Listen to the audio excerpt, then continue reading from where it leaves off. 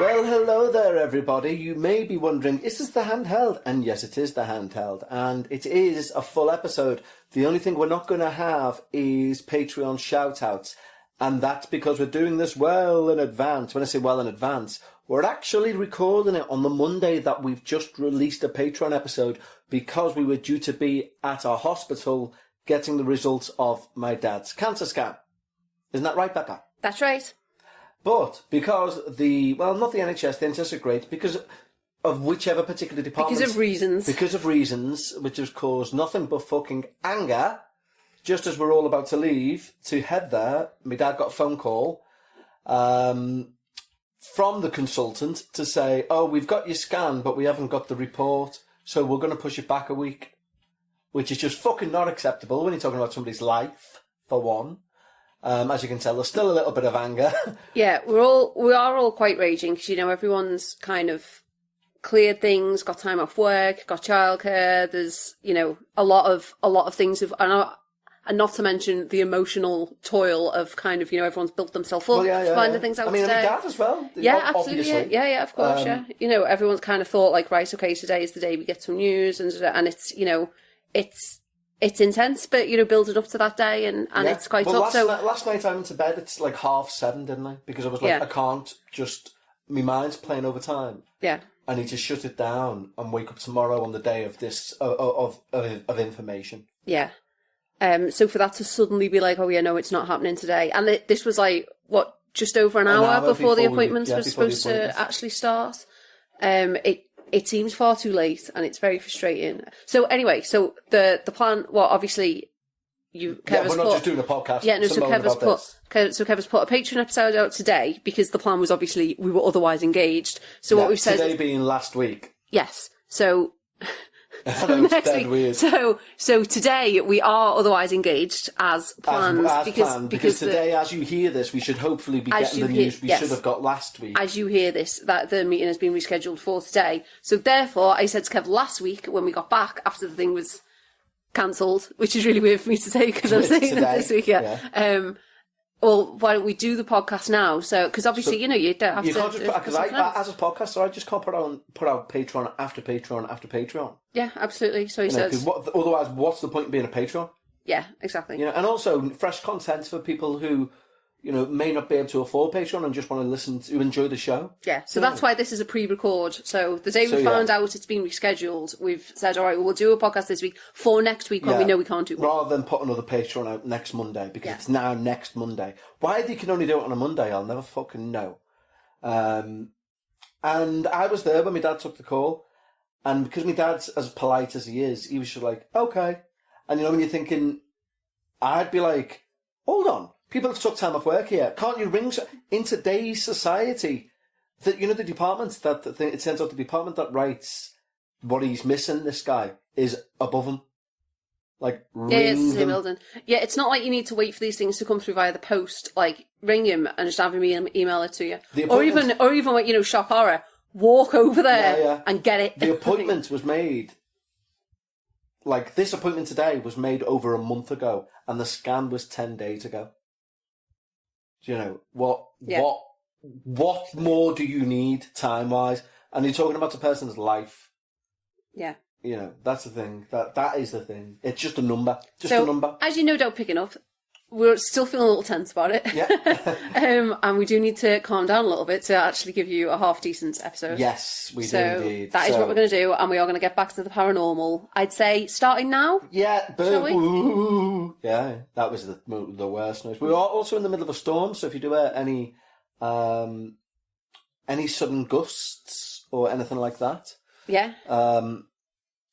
I heard sudden gust last night. So as you've mentioned, you went to bed very early, and I stayed up just kind of to like my normal time. When I was in the bathroom getting ready, the wind was like raging and howling, and you know, and I swear I heard a draft hit your guitar because it went like ding. You heard which is in the office. Hit my guitar. Yeah, because I had like the strings go. You know, like when you walk past and knock it or something, or like just the strings go. So let's just clarify. My guitar played itself. It didn't play itself. No, it was just like as if the strings had been touched. So something touched my guitar strings, and you think it was the storm outside the house? Well, yeah, I think it was the draft, because it was like, look, it was raging outside. Like, there was loads of weird noises because of the raging storm outside. So pluck a guitar string, though. Well, it could have been anything. It sounded like a guitar, but I wasn't in the same room, so it might not have been. Well, now let's put the fear of God into me a bit, because that's the room that I mainly inhabit.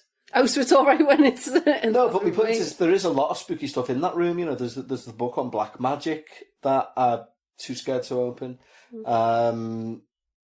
There's quite a few crystals in there. There's that piece of really rare crystal that I found again, which is like a green crystal. It's not kryptonite, obviously, because that doesn't exist. But it's from, I can't remember the name of it, but it's a very thin slice, and it's formed by a volcano and something else. Anyway, but allegedly it gives off mystical powers and stuff. It doesn't, unless it was that was playing the guitar. What happened to your scrying mirror?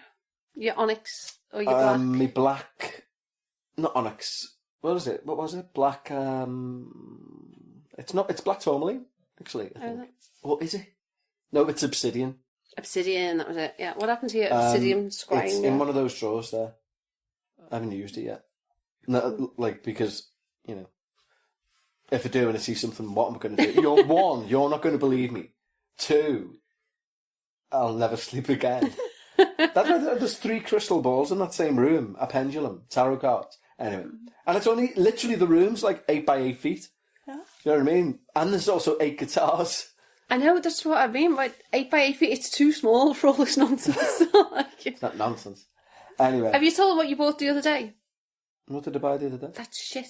The loads of absolute nonsense. The 12-string guitar. No, the things where I was like, why do you need 2 packs of this? Oh, magnets. So, guys, we live, as I've mentioned before, we live in a very small house, right? And we just don't have the space for loads and loads of nonsense, right? It's not Kev nonsense. Does not understand this. He can't comprehend it. At one point, I swear you suggested we get a piano. I didn't, because I wouldn't do that, because I think unless you live in a stately manner, you shouldn't have a piano, because it's very rude to your neighbours. Like, I would love to have a piano in our home, but like literally where... and there was a drum kit. The next thing you were going to get a drum kit, and I was like, right, okay, but actually, like, literally where will it go? Yeah. Well, it was an electronic drum kit, even so. No, even so. And every time you come in with a new guitar, I'm like, okay, it's not about you having the guitar, it's about where is it going to go? Because we don't have the space. And like, at the minute, you can't even open our bedroom door properly because there's a keyboard up right next to it, which is really annoying when I'm trying to throw things for the kitten, because my aim isn't good enough to throw it through the smaller crack that it should be, like, rather than the full doorway. Anyway, we've got musical instruments everywhere. Yeah, the keyboard literally it's the height of a man as well. It's not a small one. Yeah, it's really annoying. So anyway, I went and bought 2 packs of really strong magnets, and each pack came with 100 ball bearings, so you can build a shape. 100 ball bearings. Yes, but of varying size, annoyingly, which means that we keep finding them around the house. Yeah, so, slipping on one of these tiny little... You're not going to slip them on, you're not a cartoon. Anyone can... That's why cartoons are taken from real life. That's why that's a thing. If you stood on this wooden floor, you would... you would absolutely go flying. Your back would go immediately. I'd hurt myself, because as well, when you fell down, you're falling on a wooden floor. Yeah, but also, I'm not being funny or not. They're so small, you just go, ow. You wouldn't go, whoop. You wouldn't? You would slip on them? If you were in shoes, you'd slip on them. If you were in shoes, you'd slip on them. And I wear slippers in the house all the time. So honestly, if I go slipping on that, I will really hurt myself. True. I did find one on the floor the other day, and I was really angry at you. Well, funny enough, I went to pay for something the other day. I met a mate for coffee, and I went to pay for something the other day and put my hand in my back pocket because I thought I'll pay him with cash for the first time in a long time because he had some change. And I pulled out in my right hand like some cash and about 4 ball bearings. And he went, "Why have you got ball bearings?" And I had to tell him the story. I said, like, honestly, I decided that 1 pack of magnets and ball bearings wasn't enough. Yeah, as if it wasn't bad enough. We're in the chat and he's like, "Oh, I'm going to get this." And I'm like, "Why? What are you going to do with this?" Like, no, it'd be great. Like, this will be my life now. I'll just play with this every day. Like, this is really important. But, this is exactly what I'm going to do. Well, like, right, okay. And then you get to tell him, like, "Why have you got 2? And you're like, "I think I need 2. Yeah, because as any man in the world will tell you, any man who was once a boy, will tell you that they do have somewhere in their mind a little thing that says, if I have 2 magnets, I'm going to solve something to do with physics. I don't know what it is, but if you give me 2 magnets and long enough time, I'll suss something out here, especially if you're a believer in the paranormal, because it blows your mind that the 2 magnets, when you've got opposing poles, will force each other apart. You're like, what is that power? And you just think you're going to find something. You might discover, like, I don't know... Can you have to discover something with 1 pack? Infinite energy. No, because you then don't have something to polarise it against. Okay, so where are they now? They're in a drawer. Can they just go in the bin now if you had your fun with them? No. Well, I don't know. Who knows when I'll need powerful magnets? I know that you won't ever need those little tiny balls. Well, I'll get rid of some of the balls. Get rid of all the balls! Any of the balls! No, some of the balls are important. No, none of the balls are important. Yeah. Get rid of them. Anyway, these aren't paranormal balls. Anyway. Well, it is paranormal balls. So, we're going to do a paranormal review. And that's going to happen right now. Okay, so today's paranormal review is about a book. And that book is from Brad Steiger. And it is Real Ghosts, Restless Spirits and Haunted Places. And I thought I must have reviewed this book before, but then I went through every episode that I could find and realised the length of the title alone probably means I haven't done a review on it, because it'd take up about 9 pages. Real Ghosts, Restless Spirits and Haunted Places. Well, it's a lot, Is that, on the front cover, is that the Grey Lady of Rainham Hall?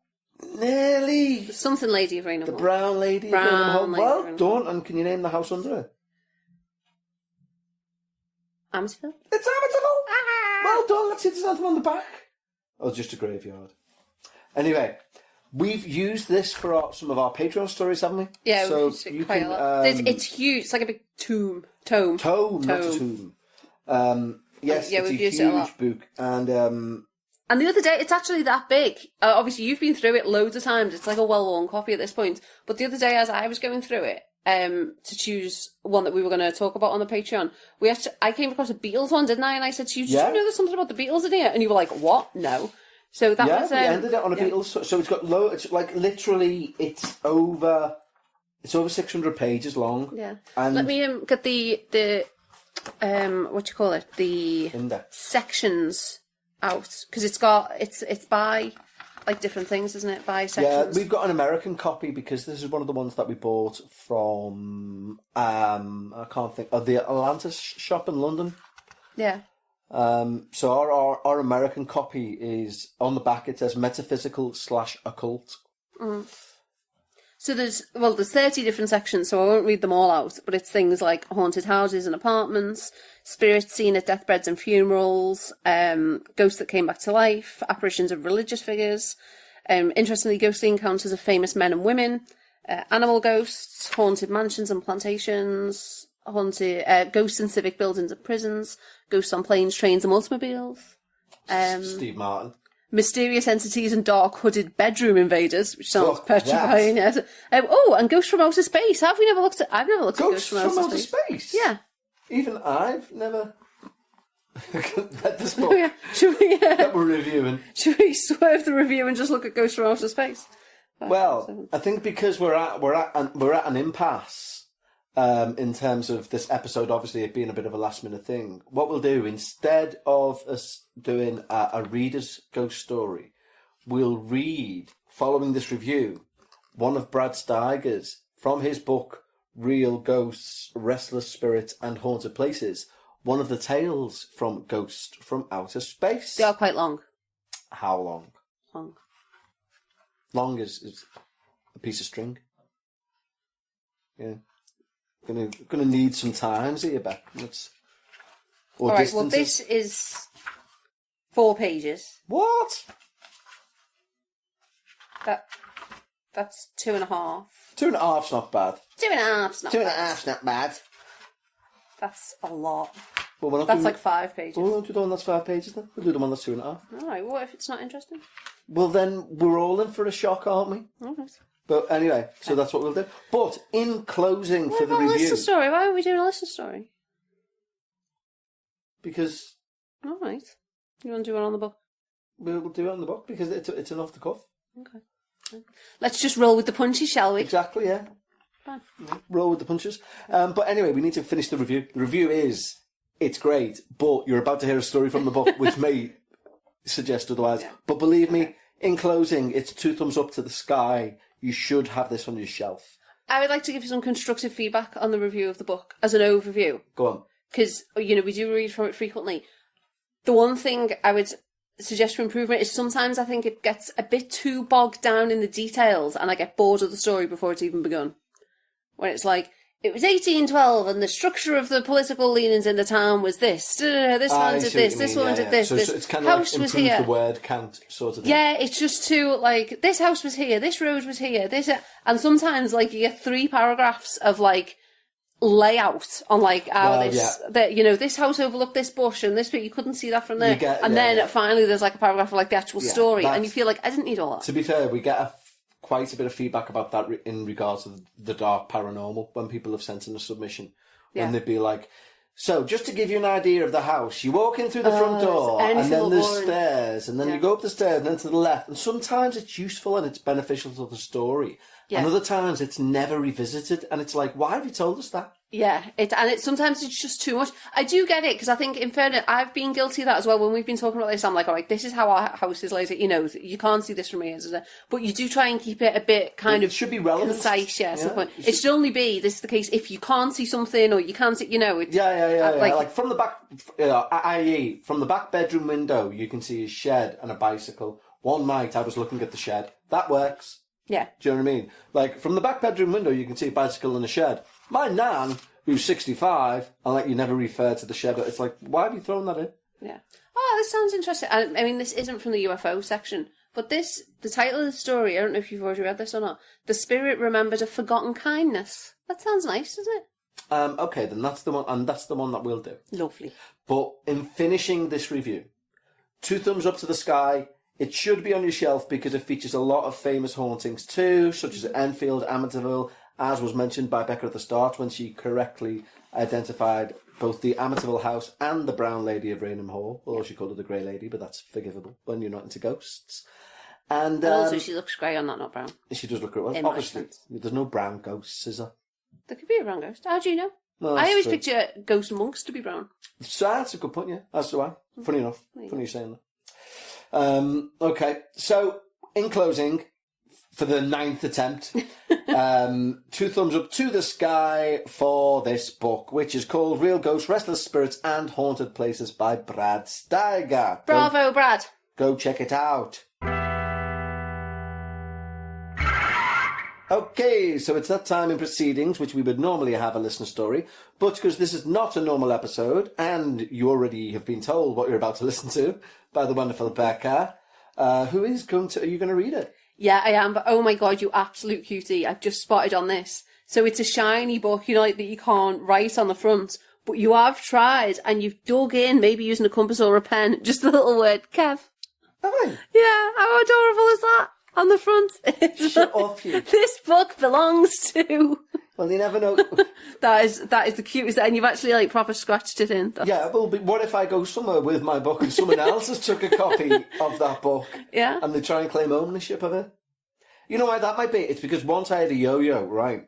And a girl in the class, this in primary school, a girl in our class stole it. In fact, she was the year above. She stole it from my desk, went into my desk and stole it. She shouldn't have been allowed near your desk if she was the year above. Exactly, yeah. But anyway, she somehow got hold of my yo-yo, and I couldn't find my yo-yo. Next thing I see her on the playground, playing with it with a yo-yo. And I said, that's my yo-yo. And she was like, it's not. And I was like, it is. Where did you get it from then? And I knew it was mine because my nan had got me it from Malta. Do you know what I mean? So it wasn't like she'd got it from the same shop. Oh. Anyway, and she was like, anyway, then she ran off to the corner with a mate, got a stone and was doing something to the yo-yo. I was like, what? So I went and told the teacher. And the teacher went, right, bring me the yo-yo. And she went, it's mine, it's got my initials carved into it. And she'd carved her initials using the stone into my yo-yo. Oh. And did the teacher believe her? Not after the tears I brought out.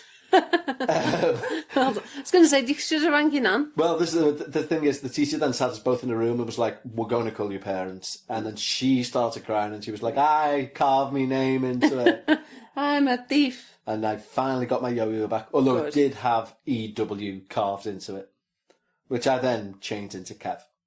Or Q. No, it was EW. Yeah, no, but if you put a K, then it would have said Q. So close to Kev, but with a W. Yeah. Anyway, that's my yo-yo story. Well, okay. Well, I'm very glad you got it back. But that is adorable that you've carved that into this giant book, as if anyone's nicking real ghost restless spirits and haunted places. You never know. Okay. Anyway. Can you crack on? After that pointless put down. It wasn't. It was adorable. Adorable put down. It's not a put down. It's just an observation. So this title. Sorry, I was trying to look for both the section and the title of the story. So the section is Ghosts That Gave Proof of Their Existence. Oh. Which is interesting. I mean, you'd think that was the case for the whole book, but anyway. Well. And the title of this story, as we've mentioned, is The Spirit Remembered a Forgotten Kindness. Which I think sounds lovely. Well, let's just see. We haven't read this already, neither of us. So this will be a reveal. This will be kind of like Reddit Corner. To everyone, yeah. In fact, there will be no Reddit Corner this week because of how everything has gone. Right. We're already well over 20 minutes what with all of our waffling, so this will consist both the story and Reddit Corner. Okay. So, and also, I didn't want to give you double duty and then go, now you're reading this, because I'm just sat here then holding the microphone. Just chilling, yeah. Delegation. Yeah. Right. Well, in that case, let's begin. Yay! Arthur Finlay, a stockbroker and accountant from Glasgow, Scotland, began to investigate a psychic phenomena in 1918. Although Finlay began his studies as a skeptic, he soon found himself becoming increasingly convinced that John C. Sloane, whom he had originally intended to expose as a fraud, had authentic powers as a medium. Ooh. Interestingly. So this skeptic is looking to expose someone and then he actually thinks, hang on. Interesting. After more than 50 sittings with Sloane, Finlay became convinced not only of the medium's integrity, but of human survival after death. In his book, On the Edge of the Etheric, have I pronounced that right? Etheric is right, yeah.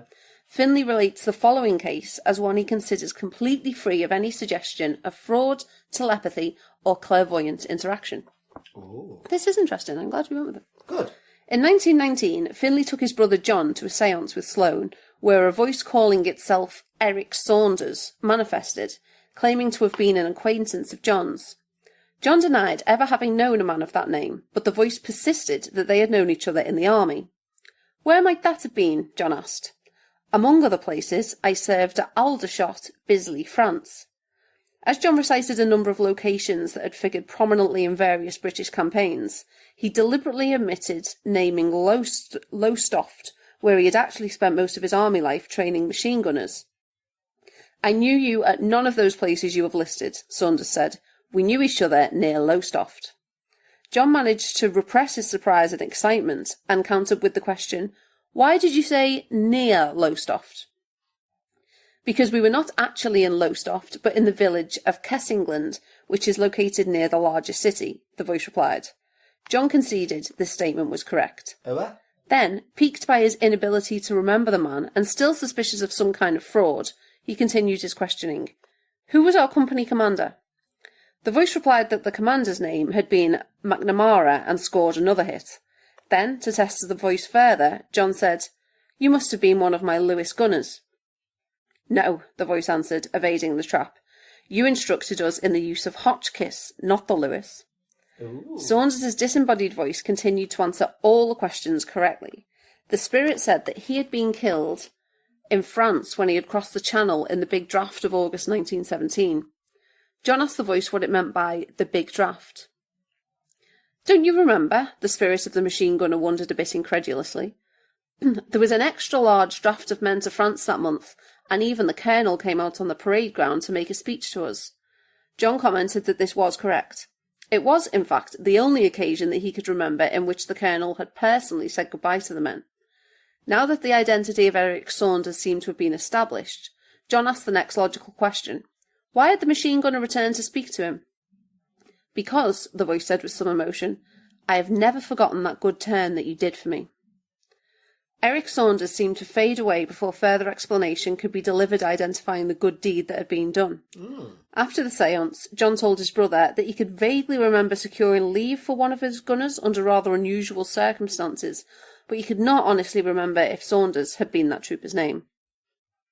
6 months after the séance, John was able to meet with the man who had been his corporal. The corporal could not remember an Eric Saunders, but he had brought a notebook with him in which he had entered the names of all the men who had served under him. In 1917, records for the company, they found the name Eric Saunders with the notation August 1917. A red line had been drawn through the name and the words that followed it. John's former corporal explained that he was always drawing a line through the men's names when they were shipped overseas into combat. John was left to marvel at the proof of survival that had been given to him by a machine gunner who had remembered a long-forgotten act of kindness. Wow. What was the act of kindness? I know, we still don't know what the act of kindness was, but he thinks it might have just been that he granted him leave. Yeah, securing leave under unusual circumstances. Yeah. So, but either way, it was obviously big enough for the machine gunner to not only remember it for his entire life, but to actively come back. Yeah, and say thank you almost. Yeah. But I like it, the idea when somebody's like, tries to prove someone wrong within the world of the paranormal anyway, and gives them options like, choose 1, 2 or 3, and they're like, well, no, because it's 4. Yeah, and it wasn't any of the others. Yeah. Or even just saying like, oh, it was this kind of, like, so you must have been one of these kind of gunners. He's like, no, that's not what you did. You did these, yeah. That doesn't exist. You know what? Yeah. Jeff, it's me! Sort of thing. Yeah. I like that. Yeah. Yeah, very good. It's like, do you know, was it Helen Duncan? Maybe it wasn't Helen Duncan, or maybe it was some London medium, but was it Helen Duncan? I'm not sure. But anyway, there was a medium who was very well attended during the war, because obviously during wars, mediumship goes up, the attendance of mediumship goes up, as does attendance at church, you know, or people searching for answers and for prayers to be answered and stuff. And at one of these well-attended meetings or mediumship things, the medium, I think it was Helen Duncan, but I'm not sure, someone asked about the well-being of one of their members of family who was on a ship, and she became like possessed by the individual and said, "We've all perished. The ship's been torpedoed." Now the thing is, there was the word of this spread, but the Navy knew, but hadn't yet released it to the public. Right. So she was a national threat. Because she knew secrets. Do you know what I mean? So she was like proper. Either if it's Helen Duncan, I think that's why she was tried under the Witchcraft Act. They were still doing the Witchcraft Act during the war. Yeah, at the Witchcraft Act. I think Helen Duncan was the last person tried under the Witchcraft Act. That's for a fact. Oh God. But I don't know whether she's the same medium I'm talking about. Right. Okay. But yeah. I think that might be Helen Duncan, and it might be that they done it under the Witchcraft Act because she was a threat to national security. But I'm maybe getting two stories confused. Yeah. Interesting, then. Indeed. What's your thoughts on mediumship? So I obviously don't believe that that's the case, right? I don't believe anyone's kind of coming in and actually directly speaking with the dead. And I don't believe... I don't. It's a case that you don't believe in it, but if it offers comfort, then fine. Yeah, exactly. Yeah. I thought that's what it'd be. That's why I thought I'd jump in and summarise. Hey, well, then frankly, you shouldn't have asked. Yeah. Okay. Well, as ever, Becca, thank you for not necessarily allowing us into your corner, because we're not in your corner. No, we're not. I'm in yours. You're in my corner this time, baby. That sounded ruder than it meant.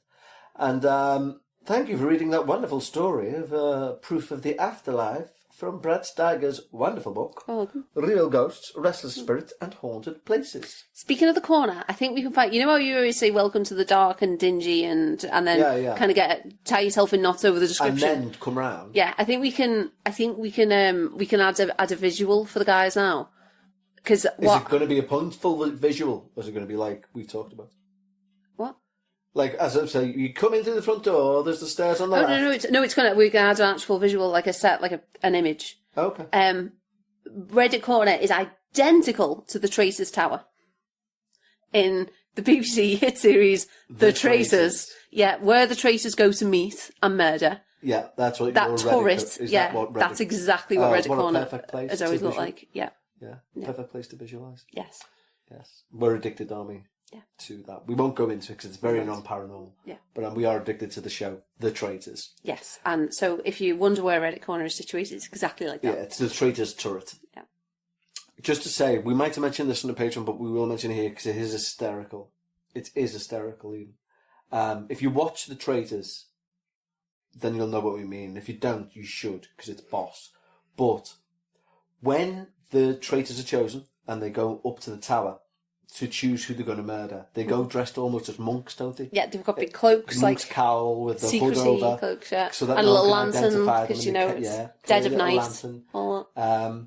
And it makes that you don't even question it when there's 3 or 2 people go traitors. like Your brain doesn't question the weirdness of that. Yeah, because they've got to go and meet. When it gets down to one traitor, it becomes the funniest thing in hilarious. the world. We had to pause it. We were just laughing so much. Yeah, because this poor guy. This poor guy is in the turret on himself. Still hasn't revealed to himself that he is the one remaining The traitor. best thing for me was his journey there. Like, if I was him, I'd be saying to, like, the producers, can I not just do it here? Like, no, you've got to go up to the tower. Like, put the hood up. So you have to put the hood up so with you his... don't recognise yourself. Yeah, with his little lantern and go all the way up to the tower to make a decision and then come back down again when he could have just made it where he was. He could have just said to them, this person. Again, he had to walk into the tower, into the turret, with his hood still down, and then make this gesture like, it's me! Yeah. You know it's you. When the camera's really meant to be a funny. third-person camera. Anyway. So good. Amazing. Well, thank you, Becca, for this impromptu. And hopefully, he says, for the umpteenth time, normality will prevail next week. Yes, fingers crossed. So thank you guys for bearing with us in our changes and adaptations. Indeed. Much appreciated. Much appreciated. And we'll speak to you shortly. Yes, we shall. Tattington Byington. Bye, guys. Bye.